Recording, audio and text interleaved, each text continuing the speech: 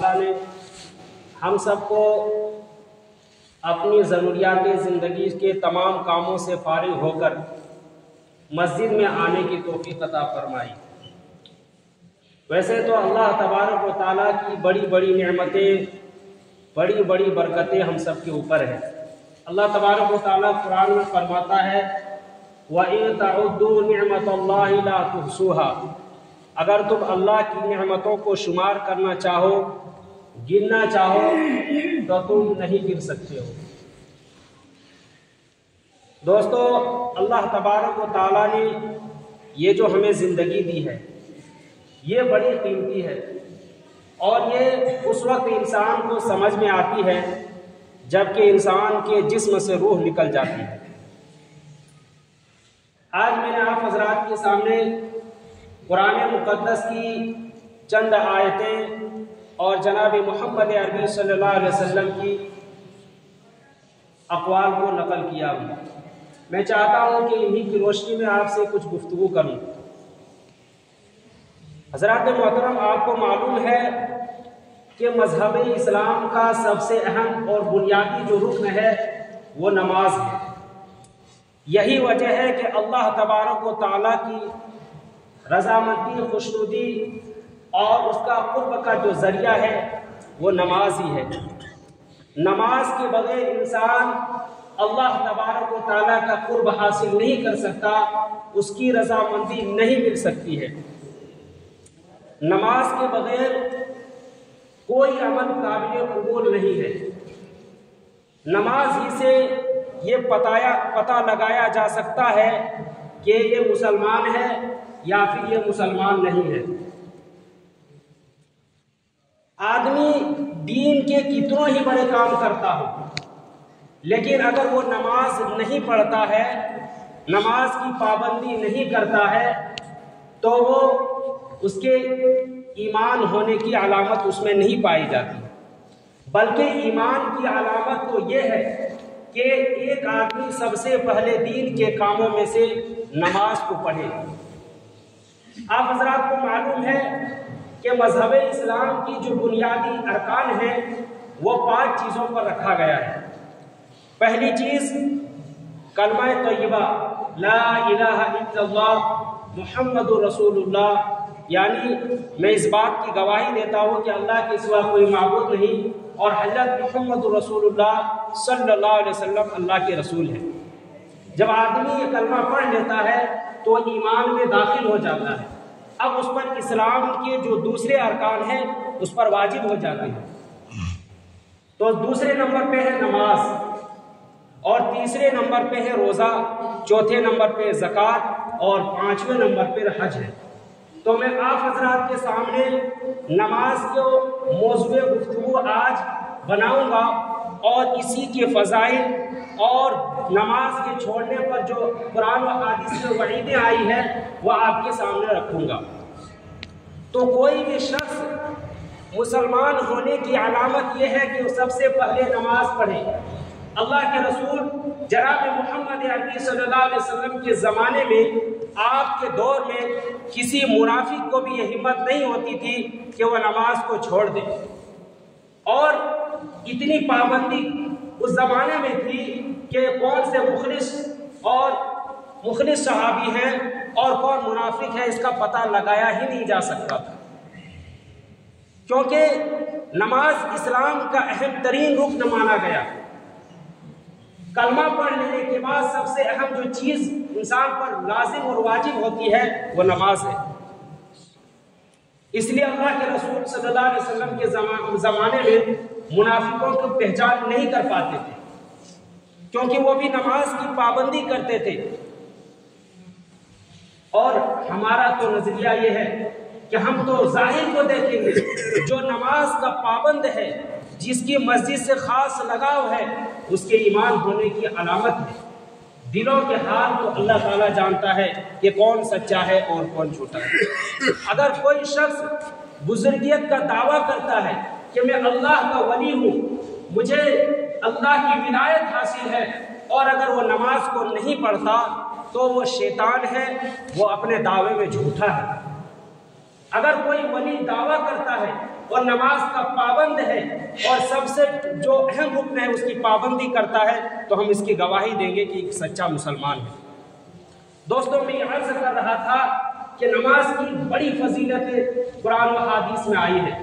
اللہ کے رسول صلی اللہ علیہ وسلم نے فرمایا الصلاۃ عماد الدین، من اقامها فقد اقام الدین ومن ہدمها فقد ہدم الدین۔ پیارے نبی صلی اللہ علیہ وسلم اس حدیث شریف میں فرما رہے ہیں کہ الصلاۃ عماد الدین، یہ جو نماز ہے وہ دین کا ستون ہے، اور بغیر ستون کے کوئی گھر قائم نہیں رہتا ہے۔ ہر گھر کے لیے ستون ہوا کرتے جو مضبوطی کا ذریعہ ہوا کرتا ہے۔ اسی طرح اسلام کے جو ستون اہم ہے وہ نماز ہے۔ اللہ کے رسول نے فرمایا جو نماز کو چھوڑتا ہے تو سمجھو کہ اس نے دین کو گرا دیا۔ کتنی اہمیت نماز کی ہے، جو میں نے حدیث شریف خطبے میں پڑھا اس کا ترجمہ یہ ہے۔ اللہ کے رسول صلی اللہ علیہ وسلم نے فرمایا اول ما یحاسب به العبد یوم القیامہ، یعنی قیامت کے دن بندے سے جو سب سے اہم چیز کے بارے میں، سب سے پہلے جس چیز کے بارے میں سوال کیا جائے گا، اللہ کے رسول فرماتے ہیں الصلاۃ، وہ چیز نماز ہے۔ فَإِن صَلُحَ سَائِرُ عَمَلِهِ وَإِن فَسَدَتْ فَسَدَ، اگر جس کی نماز صحیح نکلی تو اس کے تمام اعمال اللہ کے یہاں قبول کر لیے جائیں گے، اور جس کی نماز ہی خراب نکلی، جو نماز ہی نہیں پڑھتا، تو اس کے دیگر جو نیک اعمال ہیں وہ سب ضائع ہو جائیں گے۔ اتنی سخت وعیدیں احادیث شریفہ میں آئی ہوئی ہے۔ دوستو، آخر سوچنے کا مقام ہے اور غور کرنے کی چیز ہے کہ اسلام کے اہم ترین اور ستون اور رکن میں جو سب سے پہلے ستون کہا گیا، نماز ہی کو ستون کیوں کہا گیا؟ حالانکہ اسلام کے بہت سارے ارکان ہیں، ان چیزوں کو دین کا ستون نہیں کہا گیا۔ اللہ کے رسول کی حدیث میں آپ صلی اللہ علیہ وسلم نے فرمایا کہ الصلاۃ عماد الدین، نماز دین کا ستون ہے، تو نماز ہی کو دین کا ستون کیوں بتایا گیا؟ دراصل بات یہ ہے کہ نماز میں آدمی ہر اس حیت کو کرتا ہے جو باہر کرتا ہے، اور نماز کو ایک خاص فضیلت اس اعتبار سے بھی حاصل ہے کہ آدمی اگر روزہ رکھتا ہے تو روزہ میں کھانا پینا چند چیزوں کو چھوڑ کر سب چیزیں آزاد ہوتی ہیں، اس کا ہاتھ پاؤں آزاد رہتا ہے، وہ سونے میں ان کا اختیار رہتا ہے۔ لیکن نماز میں ایسا نہیں ہے۔ نماز میں انسان جب نماز پڑھتا ہے تو اس کے تمام چیز حاضر رہتے ہیں، اس کا ذہن و دماغ، اس کا ہاتھ پاؤں ہلتا ہے، وہ دیکھتا بھی ہے اور دائیں بائیں گھومتا بھی ہے، یعنی وہ تمام حیات، وہ تمام چیزیں جو باہر نماز میں کرتے وہ نماز میں پائی جاتی ہیں۔ اب اس کا مقصد اللہ تبارک و تعالیٰ کا کیا ہے؟ اس کا مقصد یہ ہے کہ جس طرح ہم نماز میں اللہ تبارک و تعالیٰ کو حاضر ناظر جانتے ہوئے، اللہ تبارک و تعالیٰ کو حاضر ناظر جانتے ہوئے نماز پڑھتے ہیں، اور ہم ہر وقت یہ خیال رکھتے ہیں کہ نماز پڑھ رہے ہیں اللہ تبارک و تعالیٰ دیکھ رہا ہے، تو یہ حیات جو ہمارے باہر بھی اگر یہی ہماری حیت رہے گی تو وہاں بھی ہمیں اس بات کو حاضر ناظر رکھنا ہے کہ یہاں بھی اللہ تبارک و تعالیٰ کا دھیان پیدا ہو جائے۔ اس لیے اللہ تبارک و تعالیٰ نے نماز کو دین کا ستون کہا ہے۔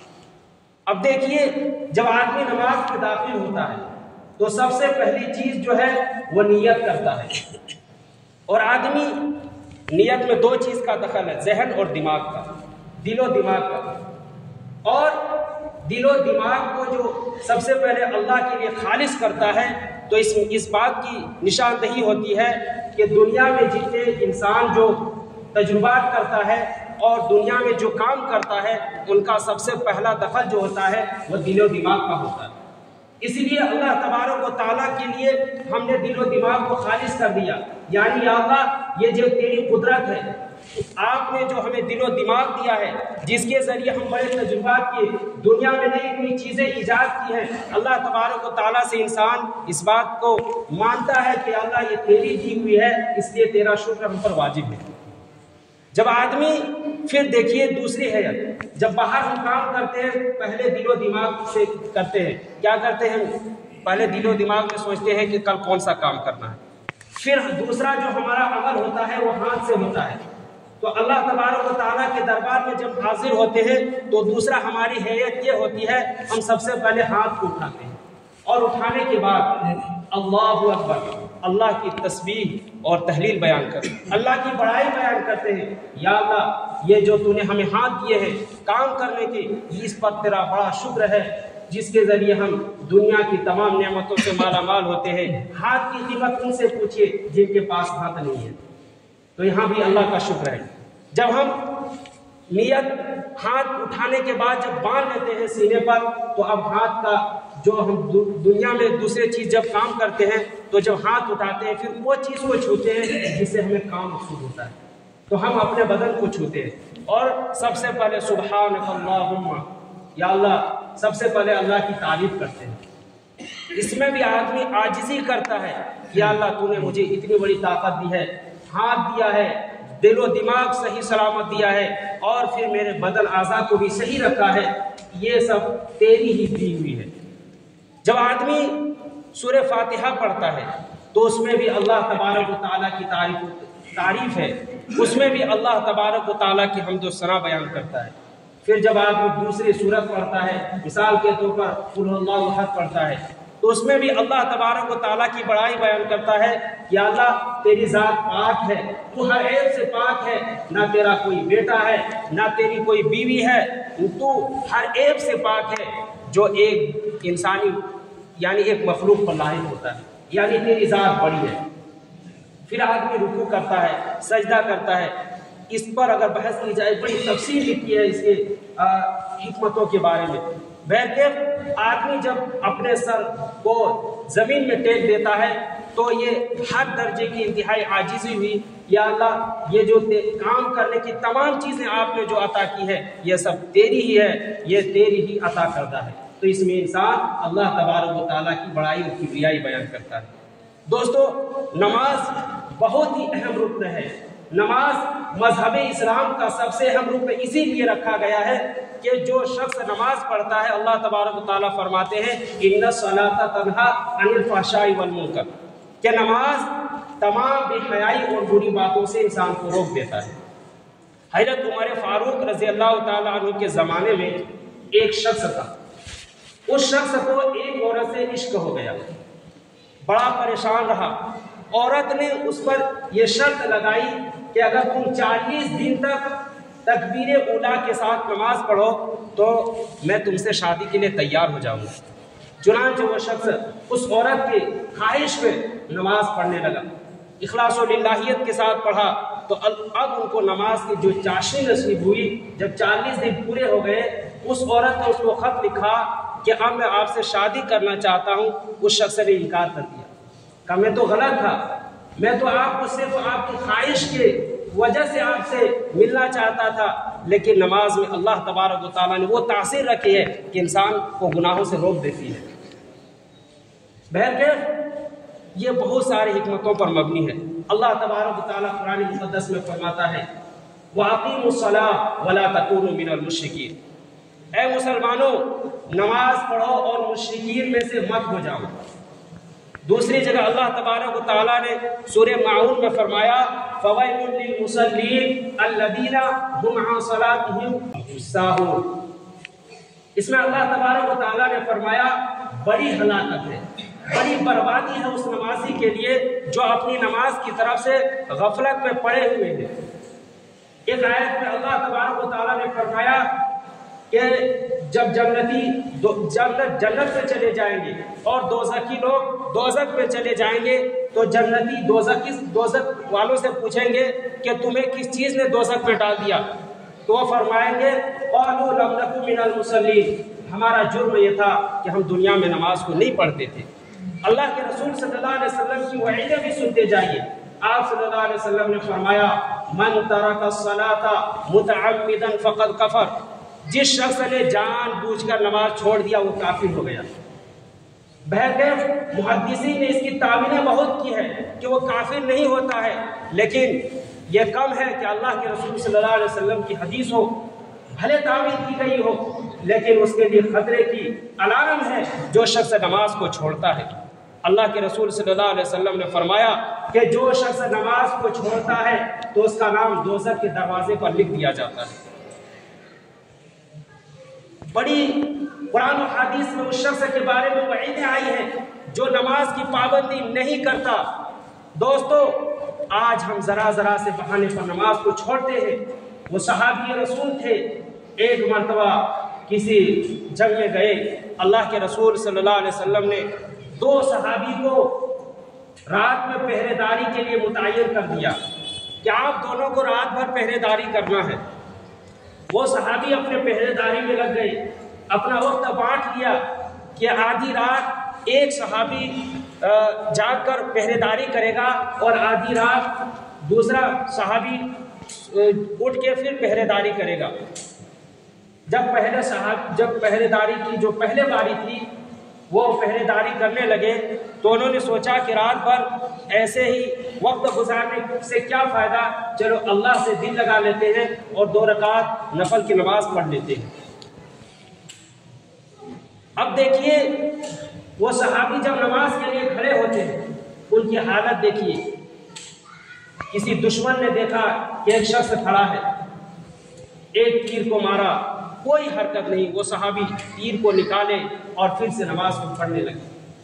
دوسرا تیر مارا، شاید اس نے سمجھا کہ اس کو نہ لگا ہو یا وہاں کوئی چیز نہ ہو، دشمن نے دوسرا تیر بھی مارا، وہ صحابی نے پھر اس تیر کو نکالا اور نماز میں لگے رہے۔ پھر اس دشمن نے تیسرا تیر مارا، اب اس صحابی نے اپنی نماز مکمل کی، خون سے لہو لہان ہے، دوسرے صحابی کو جگایا تو دوسرے صحابی نے جا کر دیکھا کہ ان کی حالت بہت خراب ہے، کہنے لگے کہ آپ نے مجھے کیوں نہیں جگایا؟ کہنے لگے کہ میں 2 رکعت نماز پڑھ رہا تھا، میں نے سورہ کہف شروع کی تھی، پہلے رکوع پڑھا، دوسرے رکوع پڑھا، اس طرح جب تیروں کی بوچھار ہونے لگی اور میں اپنا وقت قریب سمجھنے لگا تو میں نے سوچا کہ اللہ کے رسول صلی اللہ علیہ وسلم نے پہرے داری کے لیے مجھے متعین کیا ہے، کہیں پہرے داری میں مجھ سے کوتاہی نہ ہو جائے، اس لیے میں نے نماز کو مکمل کی۔ یہ حال تھا ان صحابہ کرام کا۔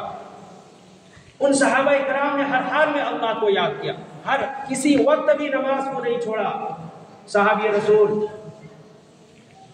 خلیفہ دوم حضرت عمر بن خطاب رضی اللہ تعالی عنہ کے بارے میں آتا ہے کہ جب ان پر فیروز ابو لولو نے حملہ کیا، نماز کی حالت میں تھے، فجر کی نماز تھی، خون سے لہو لہان ہے، پھر بھی لوگوں کو آگے ایک صحابی کو کھینچ کر آگے لایا اور کہا کہ نماز کو پوری کرو۔ ان صحابہ کرام کی یہ حالت تھی کہ ہر وقت خوشی اور غمی میں اللہ کی عبادت کو نہیں چھوڑتے تھے۔ آج ہماری حالت یہ ہے کہ ہمیں کوئی بھی کام نہیں ہوتا ہے، پھر بھی ہم شیطان کے بہکاوے میں نماز کو چھوڑ دیتے ہیں۔ دوستو یاد رکھیں، اللہ کے رسول کی بڑی وعیدیں ہیں اس شخص کے بارے میں۔ اللہ کے رسول نے فرمایا قرۃ عینی فی الصلاۃ، میری آنکھوں کی ٹھنڈک نماز میں ہے۔ آج بتائیے ہم کتنی نمازوں کو چھوڑتے ہیں اور ہمیں پرواہ نہیں ہوتا۔ آج ہم بہانہ لگاتے ہیں کہ ہمارا بہت کام ہے، فلاں کام کی وجہ سے نماز نہیں پڑھ پاتے ہیں۔ دیکھیے ایک بادشاہ کا واقعہ سناتا ہوں، بار بار آپ سنتے ہیں لیکن آپ یہ بھی تو جانتے ہیں کہ نماز فرض ہے لیکن نماز چھوڑتے ہیں۔ اس بادشاہ کا واقعہ آپ نے بارہا سنا ہوگا۔ ہمارے ہندوستان میں بزرگ گزرے ہیں، خواجہ قطب الدین بختیار کاکی رحمۃ اللہ علیہ، بڑے پائے کے بزرگ ہیں اور ولیوں میں ان کا بڑا مقام ہے۔ ان کی وفات ہوئی، بڑی بھیڑ ہوئی، وہاں سے مجمع میں سے ایک آدمی باہر آیا اور کہنے لگا کہ خواجہ قطب الدین بختیار کاکی رحمۃ اللہ علیہ کی نماز جنازہ وہ پڑھائے جس کے اندر 4 خوبیاں موجود ہیں۔ غور کرنے کا مقام ہے، کسی ولی میں بھی پائی جائے تو بڑی نعمت کی چیز ہے۔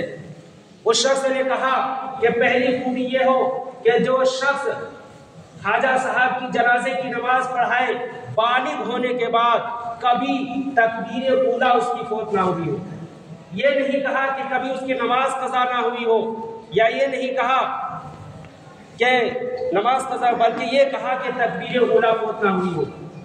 یعنی ہمیشہ بالغ ہونے کے بعد سے ہمیشہ تکبیر اولیٰ کے ساتھ جماعت کے ساتھ نماز پڑھی ہو، پہلی شرط یہ ہے۔ دوسری شرط یہ ہے کہ جو شخص خواجہ صاحب کی جنازے کی نماز پڑھائے اس کی بالغ ہونے کے بعد آج تک اس کی تہجد کی نماز فوت نہ ہوئی ہو۔ آج تو فرض کی نماز کو، تہجد کی نماز کو چھوڑیے، فرض کی نماز ہم سے پابندی نہیں ہو پاتی ہے۔ تیسری شرط یہ ہے کہ اس شخص نے کبھی کسی غیر محرم عورت کی طرف بری نظر سے نہ دیکھا ہو۔ چوتھی شرط یہ ہے کہ وہ شخص عبادت میں اس قدر لگن اور شوق رکھتا ہو کہ کبھی عصر کی جو 4 سنتیں غیر موقتہ چھوڑ کر جان کر ہم چھوڑ دیتے ہیں وہ بھی زندگی بھر بالغ ہونے کے بعد قضا نہ ہوئی۔ کوئی مجمع میں سانپ سونگ گیا، کوئی مجمع سے باہر آنے کے لیے تیار نہیں۔ صبح سے جنازہ رکھا ہوا ہے، شام ہو گئی، اب لوگوں نے سوچا کہ شاید خواجہ صاحب کی جنازہ بغیر نماز کے پڑھے ہی دفن کر دی جائے۔ ایک شخص مجمع میں سے باہر آتا ہے، آنے کے بعد خواجہ صاحب کے جو چہرے پر کفن تھا اس کو ہٹا کر کہنے لگا کہ خواجہ تو دنیا سے چلا گیا، لیکن مجھے دنیا میں آپ نے مجھے رسوا کر دیا، لوگوں کے سامنے میرا راز کو فاش کر دیا، اور لوگوں سے کہا لوگوں یہ چاروں شرط جو اس وسیع نے کہا ہے میرے اندر پائی جاتی ہے، میرے اندر چاروں خوبیاں موجود ہیں۔ دوستو جانتے ہو وہ شخص کون تھا؟ وہ شخص تھا اپنے زمانے کا بادشاہ، ہندوستان کا بادشاہ خواجہ شمس الدین التمش رحمۃ اللہ علیہ۔ اس زمانے میں مسلمانوں کے بادشاہوں کا حال یہ تھا۔ آج اگر ہم نماز پڑھتے بھی ہیں تو ہماری نماز کی حالت بھی عجیب ہے۔